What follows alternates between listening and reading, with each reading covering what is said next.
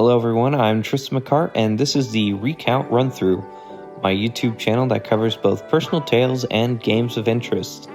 With my intro out of the way, let's move on to the content. For today's video, we'll be running through Dead Cells while I recount the Concrete Collision. Dead Cells is an action-packed, roguelike Metroidvania developed by Motion Twin. In this fast-paced game, you'll play as a reanimated corpse exploring a sprawling castle filled with deadly enemies and challenging bosses. With an emphasis on fluid combat, Dead Cells lets you experiment with different weapons and abilities as you battle your way through hordes of enemies. But death is permanent in this game, so every defeat means starting from the beginning, unless you can find a way to keep your progress through the game's intricate upgrade system. With procedurally generated levels, stunning visuals, and an atmospheric soundtrack, Dead Cells is a game that's hard to put down. Whether you're a seasoned player looking for a new challenge or a newcomer to the genre, this game is sure to keep you coming back for more. So grab your weapons, sharpen your skills, and prepare to die, again and again, in this thrilling adventure through the world of Dead Cells. Alright, the Concrete Collision. So this started off like any other Friday night, and I had made plans with some friends a couple weeks ago, my friends being Cameron and Isaiah.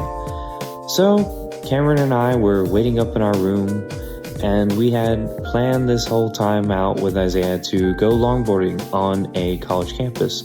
So we're up in my room, cleaning, prepping, making sure our wheels are operational, putting speed cream in them. If you're familiar with boards, just regular maintenance. Anywho, Isaiah rolls up in his Audi, which we all enjoy riding in, and we blaze across town until we get to the college campus.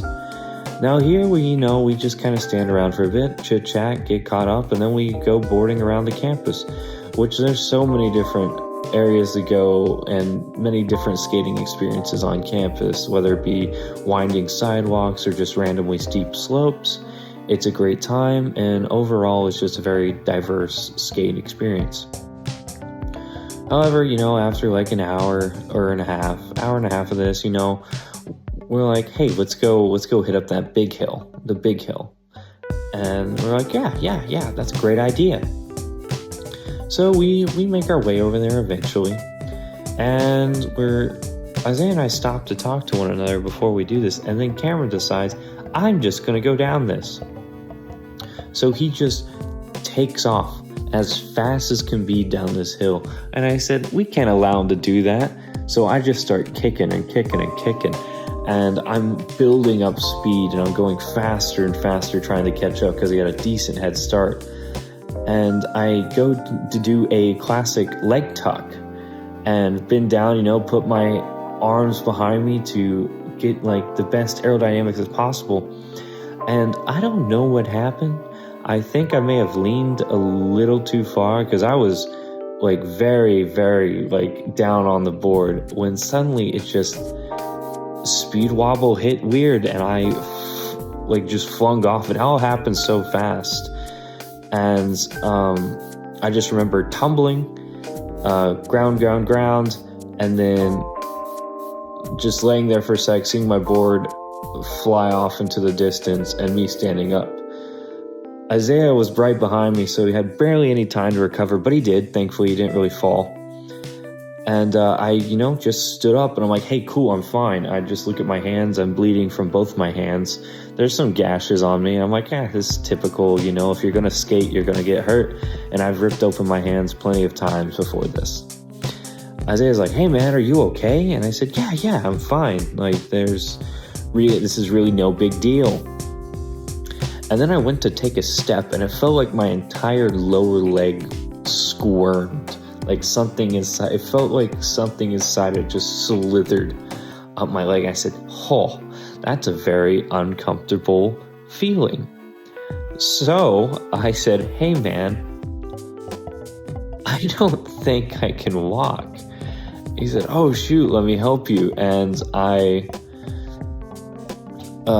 he just brought me over to the curb and I laid on my back and I just had my hands in the air, which are now becoming like little puddles of blood in my palms. And, doing my best not to use any choice words.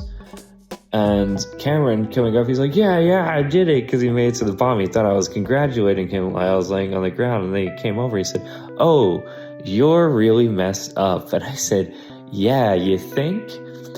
And I just kind of laid there for a sec, because I was in pain, but I could take it. But, you just need a moment to process it. So as I sat there, luckily enough for us, after Cameron had grabbed my board for me and whatnot, a girl in a small red sports car shows up, and she's like, hey guys, do you need some help? And we're like, yeah, that'd be greatly appreciated, because we were parked on the other side of campus. We're like, hey, we just need a ride back in the car, and then we'll be good.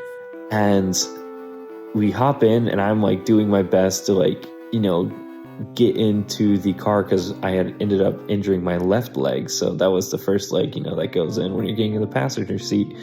So doing my best not to get blood anywhere or ache any more than I need to.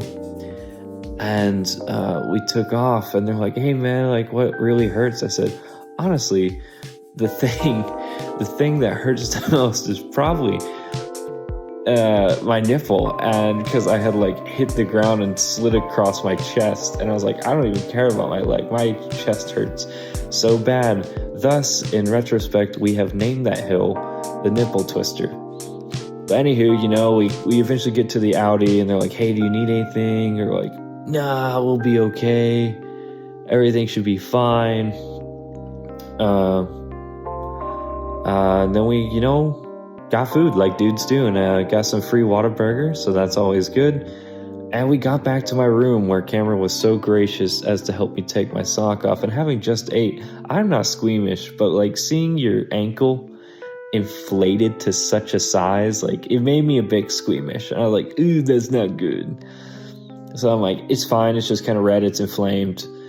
And I was like, I'm just gonna go to bed. Woke up the next morning, just massive swelling, a rainbow of colors. And I said, shoot, Cameron, let's go to my dad's house, because I know he has crutches.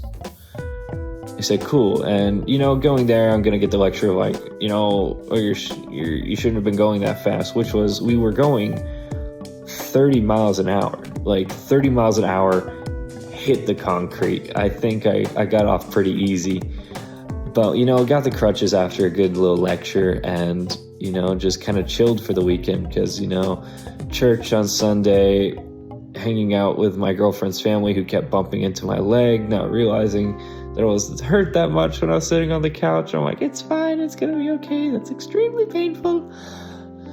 Anyways, Monday rolls around, I finally go to the clinic, and they said, hey, we need to go, you need to go get some x-rays. And I said, cool. We got some x-rays, and it ended up I had fractured my leg and had torn a tendon in there. And I learned that when I went to the doctor's office after the clinic. He's like, you walked in here on this? I said, yeah, I'm using a crutch, because 2 crutches hurt my armpits. He's like, what? And then we went through the whole procedures of making sure everything was all right. He was testing flexibility, which surprisingly didn't hurt at all. He kept twisting my ankle further and further, does this hurt? I said, no. Does this hurt? No. Does this hurt? No. Does this hurt? No. And he's like, you're weird and have an unnaturally high pain tolerance. I said, I just don't feel it. Anyways, he's like, you need surgery to, since you have no weight bearing. I said, hey, let's not be too hasty, all right? And let's wait. He's like, all right, I'll give you 2 weeks. I came back in. He said, well, you have a little bit of bone growth, surprisingly, but I'm still recommending, putting that plate in. I said, nah, let's get a little bit longer. So then, after the next 2 weeks, he's like, well, at this point, we need to scrape out the new bone growth, but let's see how it goes. So he gave me another 2 weeks. And then after that, he's like, miraculously, you are healed.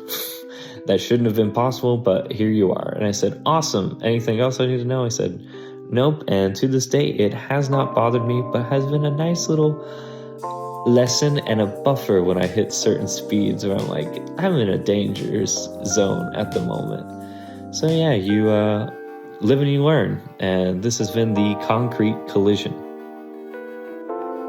Thanks everyone for watching another video on the recount run-through. If you enjoyed, feel free to drop a like and perhaps even possibly maybe subscribe to the channel if you'd like more of this content. Knowing that, I hope you all have a fantastic day.